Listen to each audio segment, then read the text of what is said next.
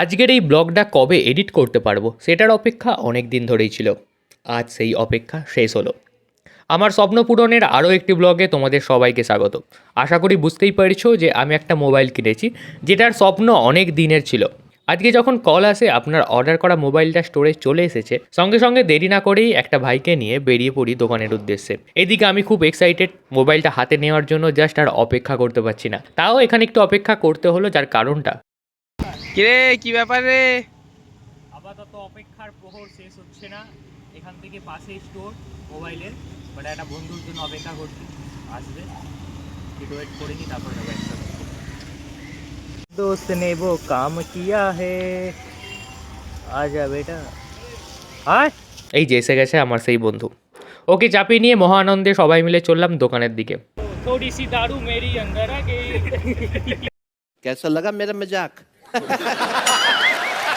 দোকানে ঢুকতেই ওরা আমার হাতে মোবাইলটা দিয়ে দেয়। সেটা নিয়ে একটু দেখে নিচ্ছি সব ঠিকঠাক আছে কিনা, যেমন ধরো কালার, কত র্যাম, কত স্টোরেজ, যেগুলো আমি অর্ডার দিয়েছিলাম সেই হিসাবেই সব এসেছে কিনা সেটাই চেক করছিলাম। এবার আনবক্সিংয়ের পালা।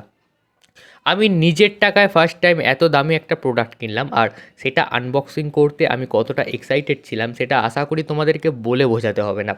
এটা যখন আনবক্সিং করছিলাম জাস্ট অন্য একটা ফিলিংস, যেটা হয়তো বলে বোঝাতে পারবো না।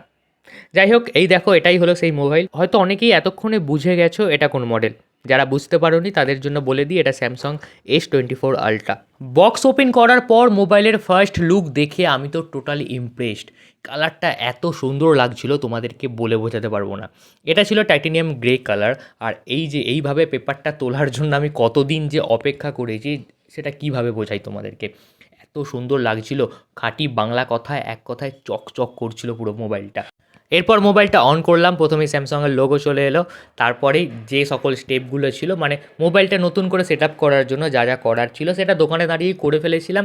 কারণ কে জানে ভাই কোনটা থেকে কী করতে হবে, এদিক ওদিক হয়ে গেলে, তাই ওখানে দাঁড়িয়ে করে নেওয়াটাই অনেকটা বেটার বলে মনে করলাম। ওদেরই ওয়াইফাই ছিল তো কোনো রকম প্রবলেম হয়নি। এরপর হলো বিলের পালা। বিলে পেমেন্ট করে ক্যাশটা দিলাম এবং ভালো করে দেখে নিলাম বিলিংটা যে সব কিছু ঠিকঠাক আছে কিনা।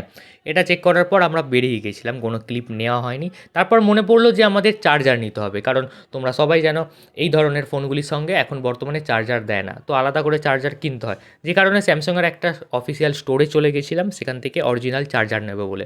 প্রথমে তো চার্জার খুঁজে পাচ্ছিলাম না, তারপরে অনেক খোঁজার পর যদিও পাওয়া গেল, কিন্তু সেটার দাম শুনে আমার তো মাথা খারাপ।